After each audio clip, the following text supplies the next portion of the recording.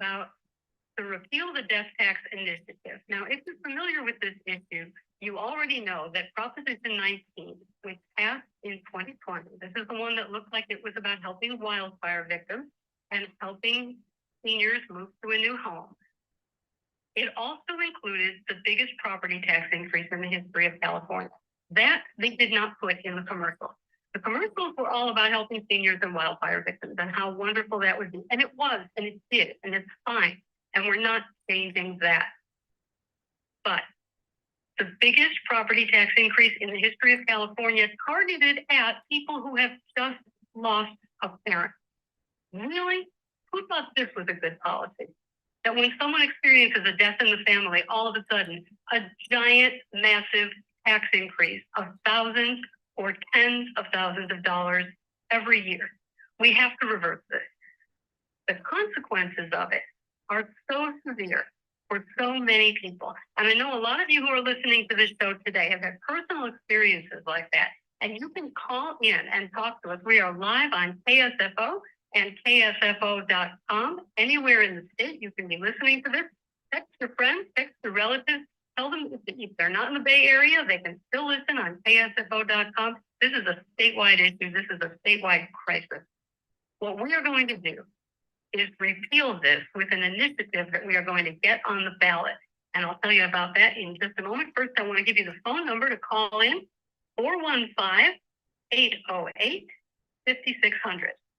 415-808-5600. We are taking your calls. We are live, and I'm really pleased to be here. So here's what we're doing. You go to repealthedeathtax.com. That's our website, repealthedeathtax.com.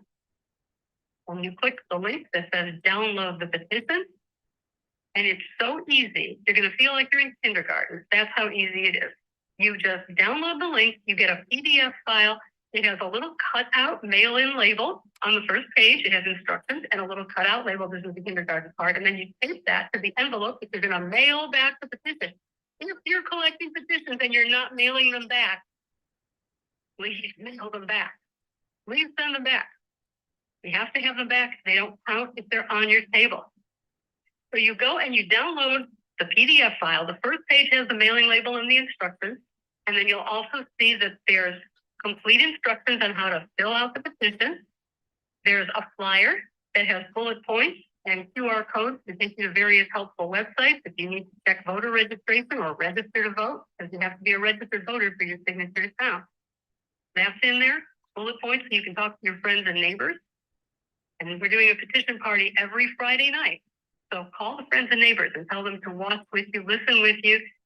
This is really an important communications effort here to get this out. And then there's also in the file that you download, you'll see the top funders sheet, which just says that this is being paid for by the Repeal the Death Tax Committee, a project of the Howard Jarvis Taxpayers Association. That's small donors. That's who's paying for this.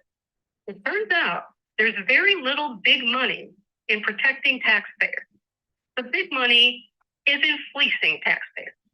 The special interests who want to fleece taxpayers, they can raise millions and millions and tens of millions and hundreds of millions of dollars to put tax increases on the ballot and trick you into voting for them. To undo that damage, there is no big money lined up. So we run on small donations, and we count on you to spread the word to friends and relatives. So the last page of the PDF is the petition itself. And this is the magical part of this experiment. The petition is one page. It fits on a sheet of letter-sized paper. You can print it in your house on your printer. You have a computer and a printer.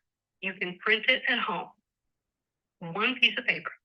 Then you put it on the kitchen table and you grab a pen and you write your name.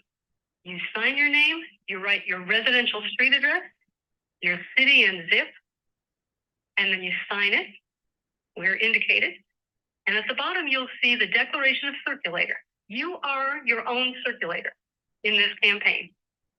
This campaign runs on the idea that people will do this in their house all at the same time, and we can get millions of signatures mailed back to us. Mail them back to us. Don't leave them on the table. They're no good on the table. Mail it back, and then you will see that the petitions will stack up and we will get the number that we need, which is approximately 1.2 million by the middle of January. We really need them back in the middle of January. So that's what you do. You go to repealthedeathtax.com, you download the petition, you print the petition. You don't have to print the other pages if you don't want to, just the last page, which is the petition. Fill it out in ink. You can't use any kind of photocopying on multiple copies. You have to fill it out in ink. But you can copy the blank petition. You can make as many copies as you want of the blank petition. As the voter signing it, you can only sign once, because otherwise it would be a duplicate and only one of them would count. But what you can do is you can print multiple copies and you can circulate them. You can be the circulator. You can be the person that stands in front of the supermarket and collects signatures for something that really matters. Then you don't have to stand in front of the supermarket. You can just tell your friends. You can circulate the petition to them. And I have lost my screen with the caller. Can I get some help over here to put that back? Let's take line 1. Thank you very much. Hello, anybody there? Hi, Susan. This is Jen from the Bay Area. I'm not hearing the caller. Hello? Hi, Jen. I can hear you. Can you hear me? Well, Hi, Scott. I I'm going to go can. back to a little bit about the history here of how we got into this situation.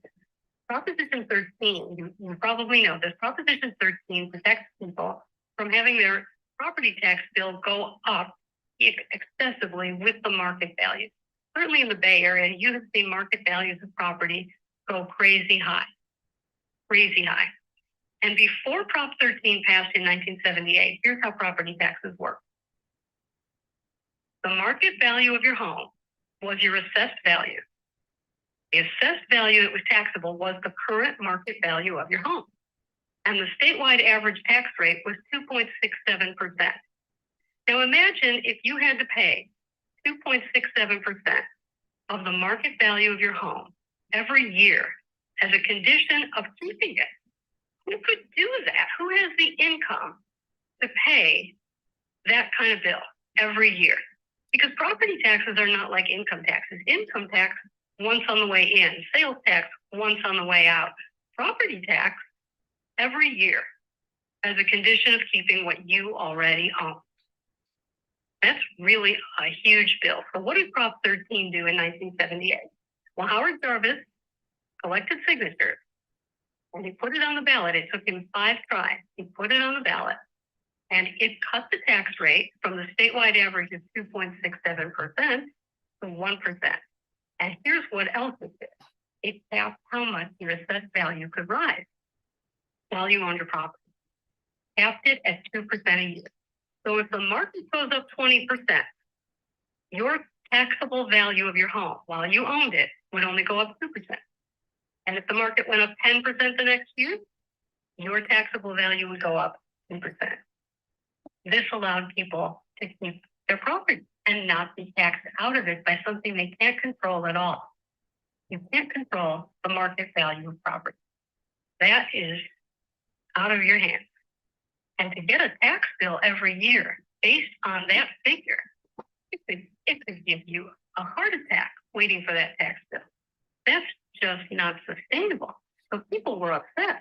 And Prop 13, when it went on the ballot, was opposed by, of course, every government person, every special interest group, and it still passed with nearly 2/3 of the vote. And it held down the increase in property taxes. A few years later, here's what happened. People were inheriting property, and the legislature had included in the definition of change of ownership, death and inheritance. That was a change of ownership. So it wasn't a sale, it wasn't a voluntary situation where someone said, well, this is how much I can afford to buy and this is the house I'm going to buy. It wasn't like that. You just inherit the property and then you get the tax bill based on the current market value. And so upset were the people of California about this that the legislature fixed it. The legislature created an exclusion for parent-child transfers so that people who were inheriting property could pass the property, a home of any value, and a limited amount of other property, like a small business, like a rental property, like a vacation cabin, You could pass that to your kids and the tax bill would stay the same. The legislature passed that unanimously in both houses. And then it went on the ballot. And then it got 75% approval from the voters. And now it's gone. The parent-child transfer exclusion is gone. We're pretty upset about this. It was slipped into, this repeal of the parent-child transfer exclusion was slipped into Proposition 19. It was not advertised. It was in the fine print. And if you remember, we were in the middle of a pandemic. This was a very close race. It almost didn't pass. It just squeaked through. And people didn't know this was in it. They finished counting the votes in December. It takes effect in February. People could not get to a lawyer. They couldn't get to a government office. Everything was closed to the pandemic or the holidays or both. It takes effect in February. And all this damage has resulted. All this damage, all these people who have been forced to sell property because they couldn't afford to pay the taxes. We are fixing this. We are fixing this. The Repeal the Death Tax Initiative puts back the parent-child transfer exclusion. It puts it back just the way it was. You get the right to transfer your home of any value to your kids without any change to the tax bill. And in addition, $1 million of assessed value of other property, not the market value, but the taxable value on the bill, the market, the assessed value. $1 million of total assessed value passes to the kids with no change to the tax bill. So that protects small businesses. That protects apartment buildings. That protects a rental home that someone bought because they wanted the income because they were going to pay medical bills of their kids. They needed to provide for long-term care and they needed to have income for that. And they made all these plans. And now those plans are trashed because of Prop 19. This is terribly unfair to everybody. So we're putting back what was lost. It's not just the parent-child transfer. There's also a second initiative that was passed, the grandparent-grandchild transfer. This applies when the children's parents are deceased. And in that sad situation, the grandparents can pass property to their grandchildren under the same rule. Well, that was taken away too.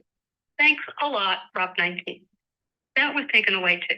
So you just have this compounding tragedy where people are taxed out of their property. The Repeal the Death Tax Initiative puts it back the way it was, and it is retroactive. It is retroactive. So if you were caught in this, then you will be able to get your original base year value reinstated. Now that would be helpful to a lot of people. We can't get you a refund on the taxes you had to pay while it was in effect, but we can get you the base year value back. And this is really a bipartisan issue. We tried to get the legislature, the Howard Jarvis Taxpayers Association, tried to get the legislature to fix it. And the legislature didn't want to fix it, but Senator Kelly Sayarto, Assemblymember Mike Gibson from Los Angeles, they were both on board. There were other lawmakers in both parties who were on board with this. This is an issue that affects every community because a lot of people have invested in real estate and they've worked for 30 years to pay it off and they want to leave it to their kids. And maybe it's a small business, maybe it's a restaurant, and they bought the property and they want to keep that business going in the family, and it's important to the community, it's important to the neighborhood. But when that generation passes, it's reassessed the current market value, which is insane in California. The new tax bill is 1% of the current market value. Good luck. How much can you charge for a hamburger? Good luck if you have all this debt that you had to take on during COVID because they made you build patios because they wouldn't let your restaurant open because you're not the French Laundry. This is just so unfair. And when you talk about what's happening with tenants, think about all the apartment buildings that are owned by mom and pop landlords. When those buildings are inherited, they are reassessed to current market value. Well, what happens to the tenants? Most likely, those units will be withdrawn from the market. because it's no longer a viable business. You probably can't raise the rent because rent control. And now you have this huge new expense every year, which you can't recoup. And anyone who buys the building can't recoup it. They're stuck in the same situation. So what happens? It's going to be sold and demolished. Everybody's out. What kind of policy is that? Who thought this was a good idea? Well, obviously, if they really thought it was a good idea, they would have advertised it. But instead, they slipped it through. And we can talk separately about how many different things are slipped through with tricks instead of just telling voters what they are, just plain language. What is this? What does it do? Instead of that, it's all this all around, all these commercials, all these things that tell you a story, a song and a dance, and then you find out it was a tax increase. We're going to fix this. The Howard Jarvis Taxpayers Association is the organization that put Prop 13 on the ballot.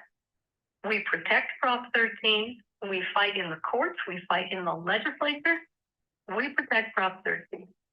And we are here for you with this campaign. RepealTheDeathTax.com. RepealTheDeathTax.com is where you want to go to get that petition. And you can fill it out and send it in. Please send it in. Don't stack it up. Send it in, and we will count it, and we will go for it. Let's take a call. Let's take line 2 and talk to Vaughn.com. Hi, Susan. Vaughn in San Francisco. How are you? I'm fine. Thanks for calling, Vaughn. Good. I hear you on the Howard Jarvis podcast as well. So good to hear you on the radio too. Thank you. Hey, are you taking hard luck stories tonight about Prop 19? Sure. What happened? Yeah, so it's kind of a long story. I'll frankly be short though. My mom lives in San Francisco, as do I, and she realized at a really early age that my working life was probably going to be fairly limited. I was born disabled, and with that, when I was probably about 12 years old, she got the idea that she'd buy a duplex in San Francisco and try to get the thing paid off before my body just blew apart and I couldn't work anymore. So she bought it. She's a nurse, so not wealthy people. And she bought the duplex, didn't make any money at it for years, between the property tax and the expenses, what have you. But after 30 years of slaving away, she managed to get it paid off. And about 5 years after that, my medical condition just got out of hand and I had to stop working. And I'm so grateful. I had a mom that thought 30 years in advance to look after her son, and it worked out perfectly. And I've been living off the rent from that building since 2013, so for about 10 years. And we learned what Prop 19 did and just how much it can actually affect us. The reality is now, when she dies, she's age 90 now, so, probably sooner than later. As you know, that building is going to be reassessed. Maybe that's not the worst thing in the world, but here's the thing, Susan. We live in San Francisco with stringent rent control. So our rents are about half of what they would be if the property wasn't under rent control. And we don't, have any kind of issue with our tenants getting a good deal on the rent, no issue. But the problem is they're going to reassess that building back to market. Just as the property tax are just going to absolutely explode. Because of rent control, I will not be able to raise the rent up at all when my mom is gone, which is immediately going to mean that my main source of income, which my mom has, spent 30 years planning for a disabled son, is going to go up in smoke. And when I'm forced out, as I heard you say on the radio a few minutes ago, it's very likely that our tenants are going to lose their low rent apartments as well. So when I get forced out, the new person's either going to do an owner move-in eviction and drug our, at least one of our low rent tenants, or the new owner, after I'm forced out, will do something called an L-tax eviction, where they throw both of the tenants out and then just rebuild something completely new. I don't think most of the people in California know what they were voting on in Prop 19. And I can't thank you guys enough for being the ones to actually do something about this. I don't speak for the state, I'll speak only for me, but I'm very appreciative. And I'm sure that a lot of people in the state feel exactly as I do. Well, I think you are a you're an excellent example of the unintended consequences of Prop 19. They promised that people wouldn't be hurt if you moved into your parents' house, and as if all income property is some kind of wealthy tax evasion scam. They treated income property like it was a bad thing. But when people are buying income property, they need that. That's part of their plan to take care of their family. And why should we stop people from doing that with taxation? Why should we create a situation where inherited property must be sold? Who's going to buy it? Some corporation's going to swoop in, and nobody's going to be a homeowner in California in 2 generations. Everyone's going to be just living in some sort of government housing that's subsidized or regulated in some way, even if it's privately owned. This is not the California that people dream of when they talk about the California life. People want to be able to buy a home, buy rental property, leave something for their kids, build generational wealth.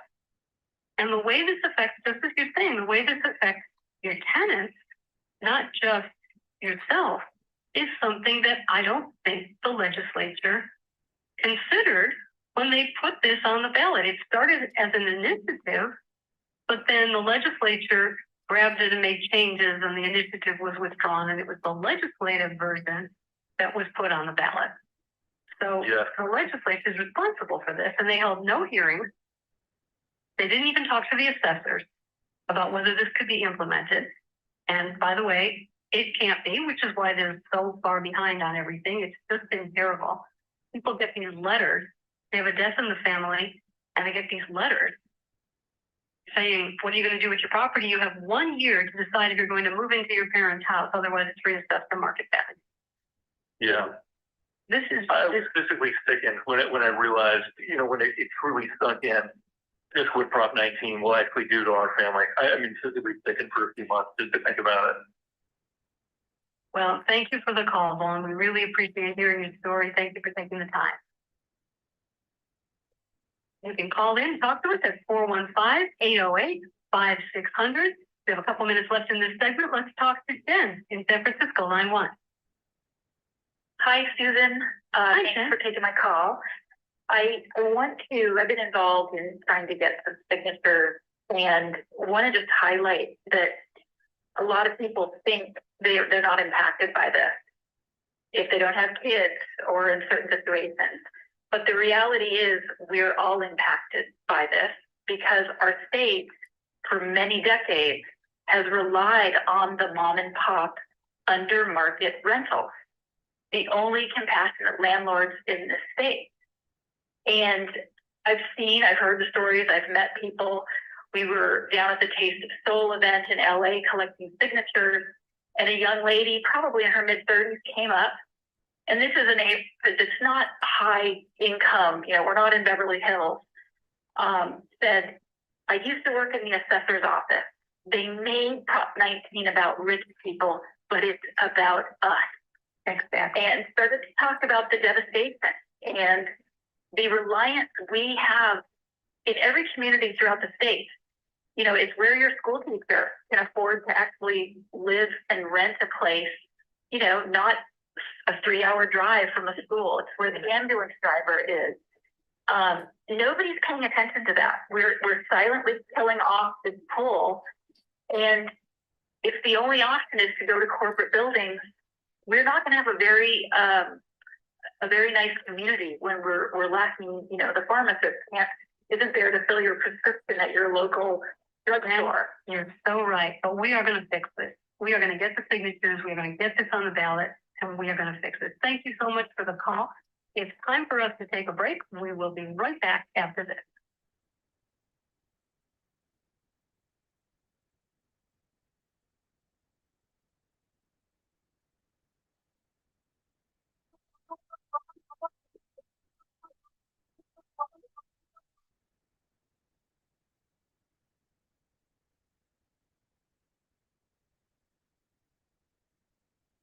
We have a 2-car crash on the Richmond-Sangerville Bridge, eastbound 580, middle of the span. This 2-car wreck is in the left lane. The 2 right lanes are open. You're back up from 101 Northbound 17 in the Santa Cruz Mountains, right before Big Windy Curve, a two-car crash in the right lane.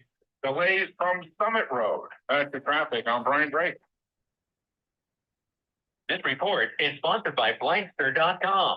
Hi, I'm Kyle at Blindster.com. Since 2010, Blindster has sold millions of custom blinds, shades, and shutters to satisfied customers across the country. With 20,000 five-star reviews and an A+ rating from the Better Business Bureau. Custom blinds at low prices and free shipping. Blindster.com. Attention business owners, this is John Souza, CEO of ERTC.com. The Employee Retention Tax Credit Program provides up to $26,000 per W-2 employee. If you're confused about the program, stop right now before it's too late. Don't fall for false promises and risk your business. All ERTC companies are not the same. The bottom line, there's no such thing as guaranteed eligibility, and being innovative with tax filing can lead to an audit. At ERTC.com, we won't mislead you to attest your own eligibility. At ERTC.com, everything is done in-house by expert CPAs, and there's no cost to get started. With the ERTC.com Fast Track Refund Program, you may qualify to get your refund in as soon as 48 hours. Get started today at ERTC.com.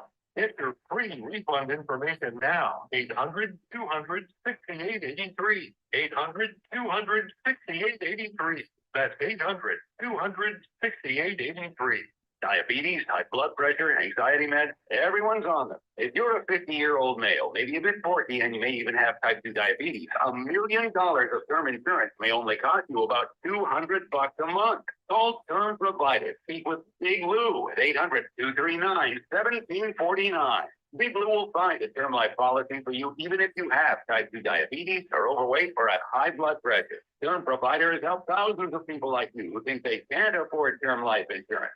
To buy $1 million of affordable term life for you, all you need to do is call Big Lou at 800-239-1749. Lou will make sure the scales are tipped in your favor. Call 800-239-1749. Big Lou will answer your call and work to fit you into a term life policy that you can afford. Remember, Big Lou's like you. He's on meds too. Call 800-239-1749, 800-239-1749, or biglou.com. Thanks to your product, I've lost 65 pounds. I've been using your product since 2017. It's weighing 245 pounds, so I'm very happy being under 200 pounds. It gives me energy, and I was taking since day one the Andrew 400 max. It helped me lose the fat, really, really fast. In 3 months, I lost 65 pounds. I'm 63 years old, and I'm very happy with the product. Congratulations, Antonio, on losing 65 pounds in 3 months and keeping that belly fat off for over 6 years with Andro 400 Max. Guys, if you're looking for a great way to lose belly fat, gain energy, and improve your mood, then Andro 400 Max is for you. Andro 400 is safe and natural and helps men like Antonio not only reach their weight loss goals, but also help keep that belly fat off for good.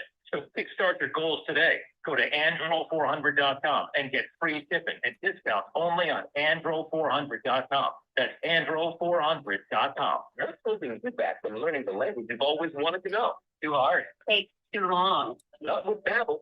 Babbel's lessons take just 15 minutes a day. 16 minutes isn't long. Nope. And they're fun. Fun isn't hard. Right. Babbel's interactive lessons, podcasts, games, and more make it fun and engaging. You don't realize you're learning a language, but you are. And Babbel's lessons are built around real life.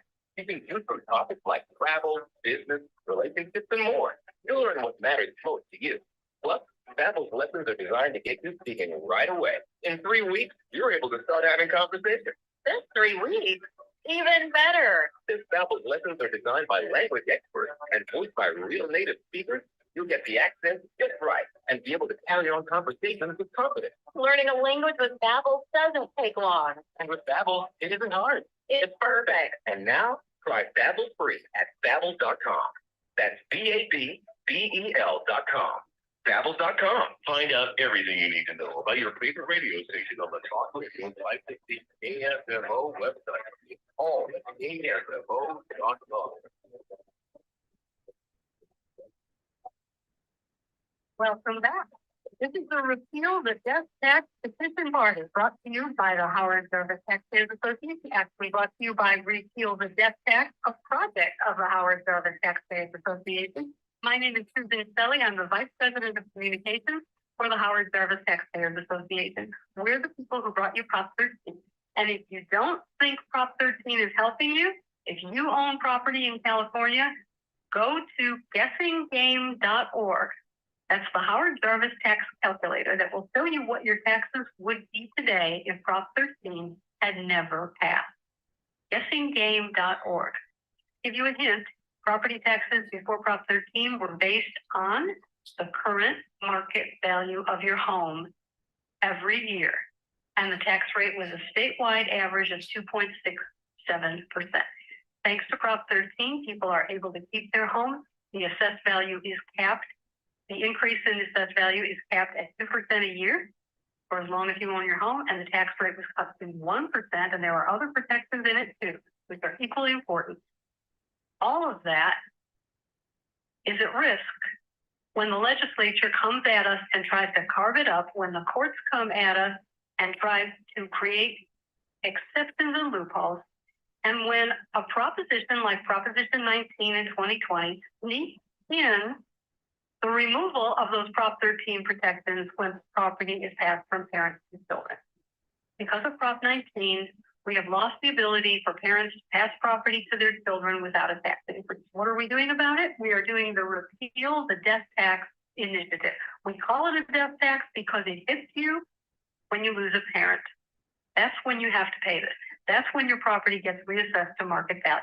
It's not an estate tax in the technical sense. It's worse than an estate tax. An estate tax is once, property tax is every year as a condition of keeping what you already own. So we've already made a little bit of progress. I'm joined by Scott Kaufman, the legislative director for the Howard Jarvis Taxpayers Association. There was some question about whether if people had to go to a care facility, a long-term care facility, and they left their home, if they would lose the ability for their kids to inherit the home and still be considered the owners of it, whether the homeowner's exemption was sacrificed essentially, and then the Prop 19 protection, limited as it is, wouldn't even apply. But Scott, can you hear me? Can I hear you? I can. Excellent. Yes, I can. I'll fix. So tell us a little bit about the bill that passed that protects people in the event that they have to go to a care facility and they don't want to sell their home. Well, I just gotta say, I took a vow of silence in the first half for Repeal the Death Tax. How serious I am about it. But yeah, to your question, we're constantly getting called about Prop 19. Everyone has a story. And there's many different stories. Like there's so many different ways people are being impacted or hurt by this. It's really surprising.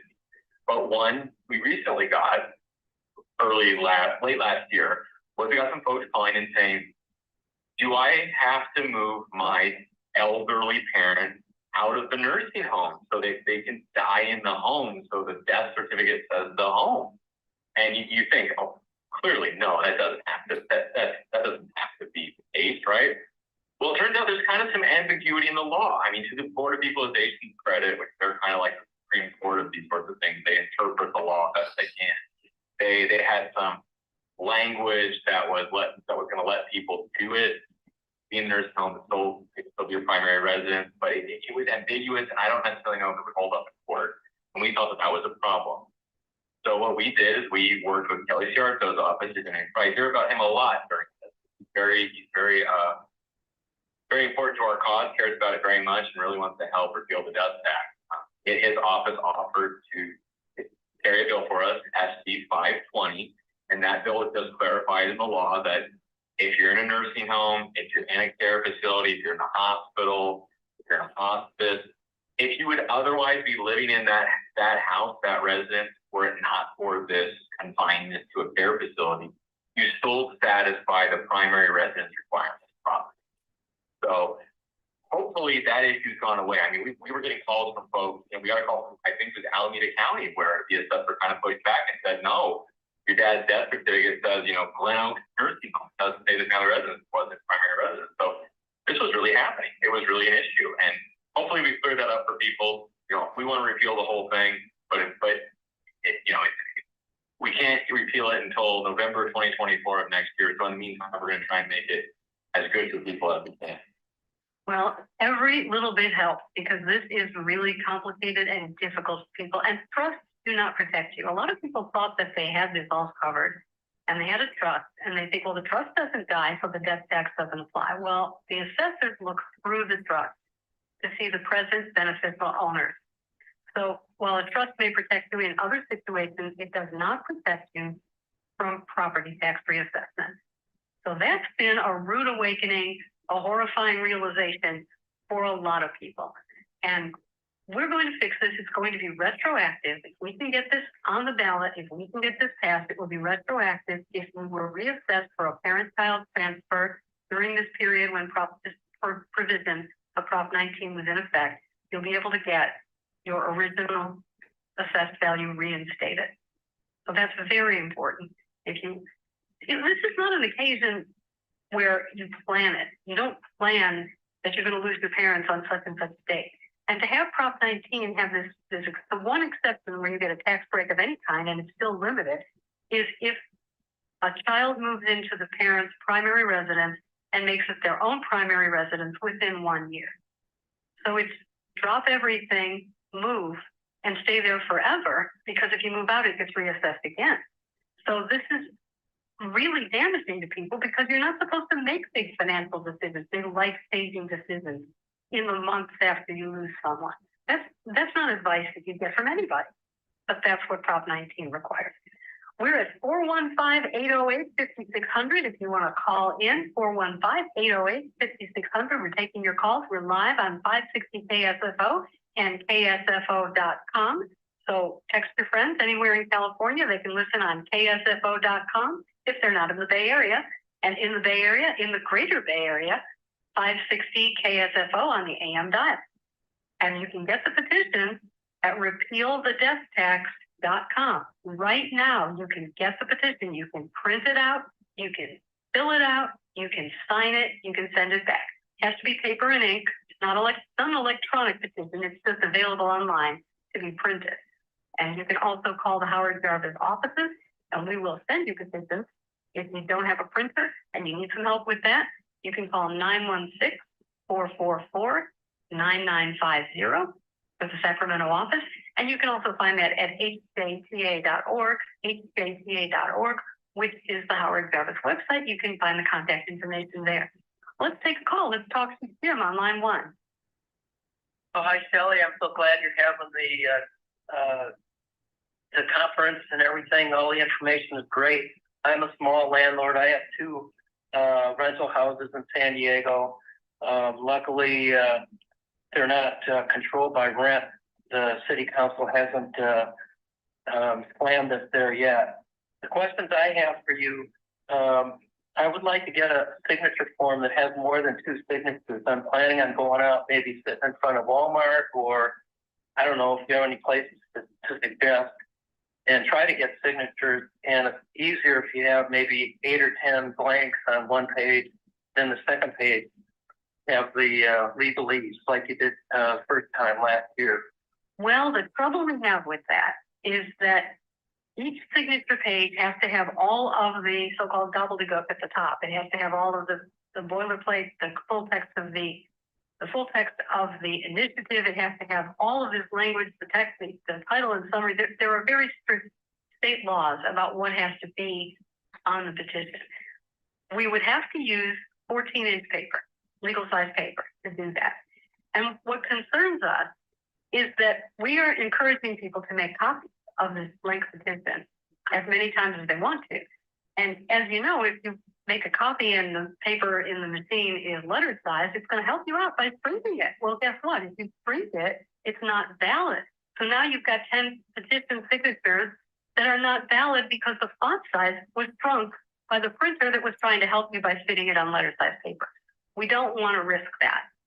So that's the reason that we have really worked hard to fit the whole thing on one side of one sheet of letter size paper to make the copying at home really easy, and to make sure that the font size is legally valid.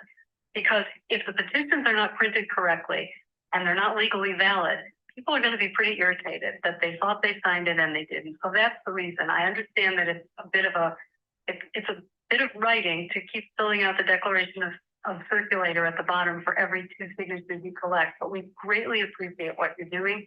Thank you for that. And, Okay. and, go ahead. Do you have, stickers or yard signs? We don't have yard signs. We do have banners. If you would like a banner, let me see. I have a banner from last year already. Okay, you can use the banner from last year. Those are perfectly good. Okay. And we don't have yard signs. We will have yard signs when we get, if we qualify for the ballot, when we qualify for the ballot, when you all send back your million petitions to us, to the Howard Jarvis Taxpayers Association office in Sacramento. The address is on the petition. When everybody sends them back and we get a proposition number next summer, then we'll do yard signs. And then we'll do the full campaign. Thank you for the call. Much appreciated. Let's talk to line 2. Bill in Walnut Creek. Hi, Bill. Oh, hello, I'm 79 years old and I had set up my properties to allow my son and my daughter to afford to live in California. However, Prop 19 changed all that because I don't live in a home that my daughter is going to inherit. And with my own home, my son's not in a position to move in within 12 months. Mm-hmm. So he gets a 500% increase in property taxes.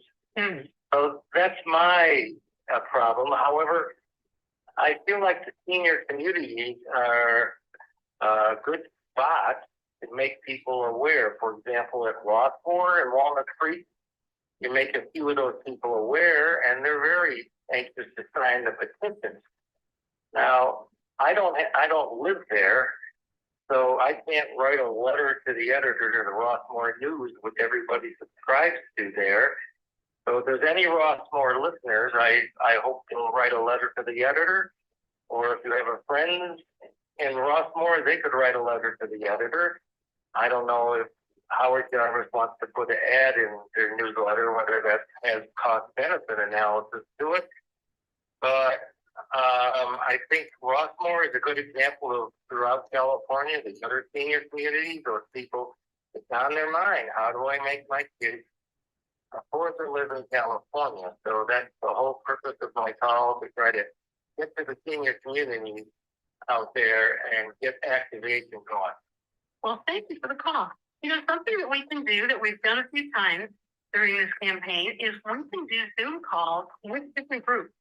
We can arrange to have a banner and petitions printed near you where you can pick them up, and then we can do a Zoom call and talk to everybody about it, and you can have a petition party anywhere. And of course, now that we're doing this Friday night show, every Friday night, 6 p.m. on 560 KSFO and KSFO.com. And you can get the KSFO app and listen to it there. Every Friday night at 6, you can get people together, print some petitions, order a pizza, and have a petition party with us. We want to spread the word. That's the whole key to this. That's why we have the one-page petition. Because when you deal with the long petitions and you deal with the printing costs and the shipping costs and the time it takes in both directions, it becomes very difficult to do this in the legally allowed time period, which is only 180 days. And that includes time at both ends to get ready and then to get everything organized to deliver to the county. So there's not much time.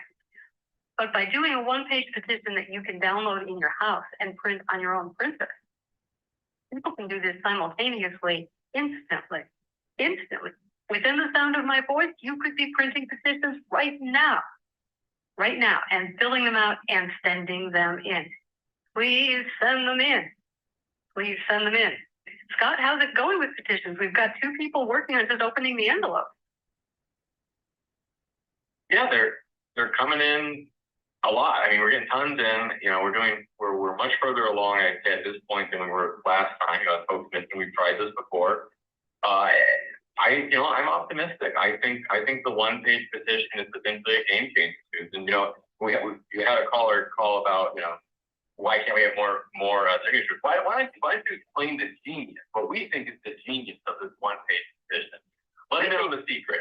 We think the genius of this one-page petition is that everyone in California can do this at the same time and send them in. And theoretically, you could do this in a week.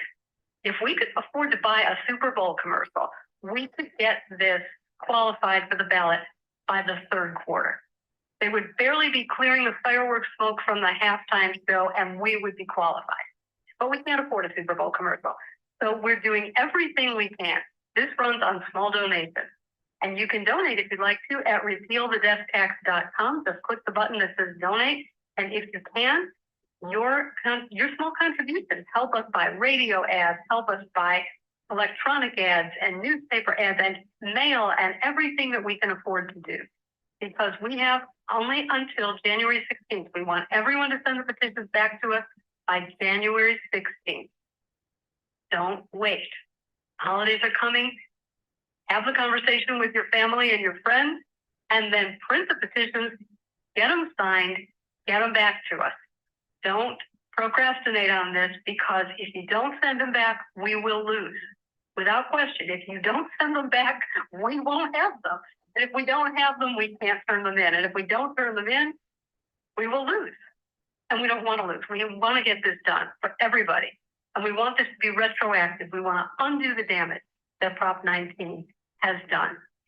So tell me, Scott, about the legislators who have weighed in on this and where we're finding support in this coalition. Well, we've brought bills twice now. This is the second legislative year that we brought a bill to do effectively what we're trying to do at the ballot box through the legislature. This part of the engineering transfer changes in Prop 19. The second time we did better than we did the first time. The first time we didn't get out of the rules committee. The rules committee where all bills go and they decide which committees they go to. This actually got out of rules, which was amazing. It got a hearing and then it didn't pass. So there, we have a number of legislators who are supportive. There are a number. Kelly Sharko, again, very supportive, carried that bill for us. Catherine Blakespeare, who's a Democrat from I think Southern Orange County, Northern San Diego County, he spoke in favor of the bill. Mike Gibson, as you mentioned, he signed on to the bill. But at the end of the day, this was put on the ballot by the legislature. It was ACA 11 from a couple of years ago. They put it on the ballot. And so I'm just not, I don't think we're going to see a lot of movement from them on it. And I think that just goes to show that we're going to have to go to the voters and we're going to have to put this back on the ballot with their help. And, and again, I think this one-page petition idea is such a great idea because we tried it last time. We didn't get enough signatures. And we kind of went back to the drawing board and said, what do we need to do? And I think the realization was we need to get it in more people's hands. We need 1 million people to sign it. We have to make it as easy as possible to get it in their hands. And so the fact that we could shrink this down, we went back to the drawing board, we rewrote the whole petition, and we managed to put it on an 8.5 by 11 sheet paper that you can print out, sign, mail back, one postage stamp. We hope it's a game changer. As I said, we're doing so much better at this point than we were last time. We got 400,000 signatures last time, yeah. But they all came in at the last month. And I'm guessing a lot of that's going to happen this time too. But the nice thing is we're getting a lot in already.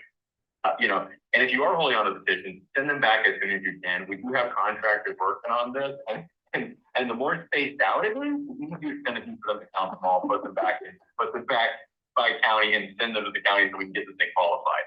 Absolutely, it's an immense amount of paper if you think about it. If you get 1 million signatures and you've got 2 signatures per page, that's 500,000 pieces of paper. That's a lot of paper. And we are up for it. We are up for opening those envelopes and stacking them up, sorting them by county. We don't deliver these in one swell swoop, so to speak. We deliver them to each county separately. So if you're collecting signatures, let me give you a tip on this. If you're collecting signatures, there's a space on the petition that you have to fill in what county the signers are registered to vote in. I think that's ungrammatical, but there you go.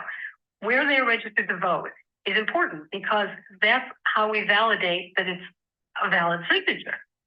We take it to the county and they look to see if that signer is on their voter rolls. So if someone's registered to vote in Alameda County and we deliver it to San Francisco, it's not a valid signature. So when you're collecting signatures, be sure that you know what county everybody's in, and that if you're talking to people who are in 2 separate counties, start 2 different petitions. Start a petition for each county where people would be living in the area that you're circulating, because that's just part of making sure that the signatures are valid. Typically, in these kinds of campaigns, about 70% of the signatures are valid and about 30% are not. And one of the main reasons that it turns out something's not valid is that people are in the wrong county on the petition that they signed. So there's only 2 signatures. It's easy to get it right. It's not as difficult to get that county part right as if we had 10 signatures. It doesn't invalidate the other signatures if someone's in the wrong county. That's still fine. And a commonly asked question is it okay if they sign out of the box? They have to stay within the lines? And the answer to that is as long as it's clear and legible and the county workers can read it, it's fine. So if somebody gives you a big flamboyant signature, skip the next line and start a new petition so that you don't have people writing over each other's writing, because then it'll be hard to read and that might not be valid if they can't decipher it. So it's just kind of a common sense thing. The purpose of all of it, the address, the zip code, the purpose of all of it is to help the county workers identify that this is a person who is registered to vote, and therefore it's a valid signature. If it matches, it's a valid signature. And it's quite a job for the county to check all of this, which is one of the reasons that we want to have an overwhelming number of petitions, because that makes the whole thing easier. They'll do a random sample check and we will make it on the first try. That's the plan. But we need those petitions back. So if you're out there collecting signatures and you've been stacking them up, they're in a drawer, they're in a briefcase, they're in a purse, they're on a table, put them in an envelope, send them back to the Howard Jarvis Taxpayers Association. If you want to, you can go back to repealthedeathtax.com and download the petition again. Page 1 of that PDF has a little clip and tape mailing label. So simple. Just clip it out, tape it to an envelope, put the postage on it, and send it back. If you want to, you can drive to Sacramento and you can drop it off at the Howard Jarvis office. The address is on the website at HJTA.org. You're welcome to drop them off anytime. You can also drop them off in the LA office, but be sure you call first because the hours are limited in the LA office. We're always out doing things. Today we were out doing a live remote radio show with KABC's John Phillips in Los Angeles, and we were collecting signatures there. So no one was in the office answering the phones because we were out collecting signatures at the radio broadcast. This is a really busy campaign, and the Howard Jarvis Taxpayers Association is very lightly staffed. We are a small organization, but we get a lot done. And Scott does a tremendous job in the legislature where the numbers are against taxpayers, but he does a tremendous job in making sure everybody knows that certain votes are going to be publicized to the voters. Because guess what? The voters don't want higher taxes. You pay enough. You pay enough. Your taxes are too high in California, and you're not getting for those taxes what you should be getting, what you were promised. And then they come to you and they want tax increases. And this particular one, a tax increase on inherited property, property passed from parents to children, property where parents worked hard to acquire it and want to leave something to their kids.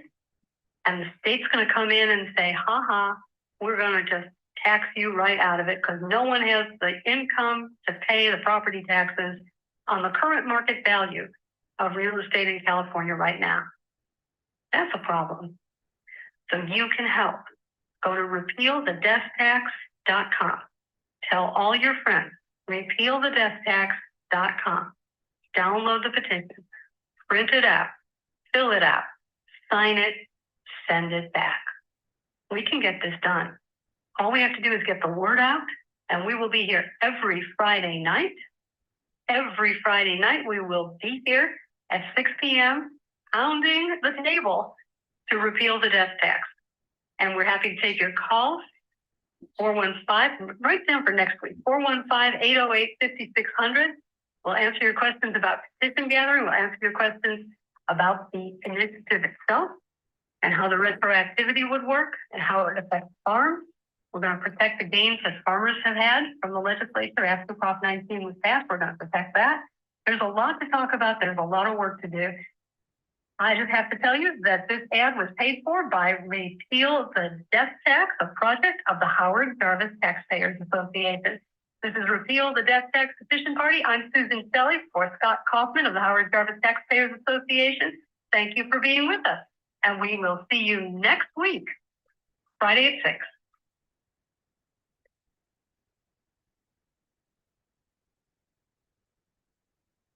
Calling Village Furnace, I repeal the death tax, the project of the Howard Jarvis Taxpayers Association, the views, opinions, or beliefs expressed are those to repeal the death tax, the project of the Howard Jarvis Taxpayers Association, and don't necessarily reflect those of the staff or management of news, media, or other partners.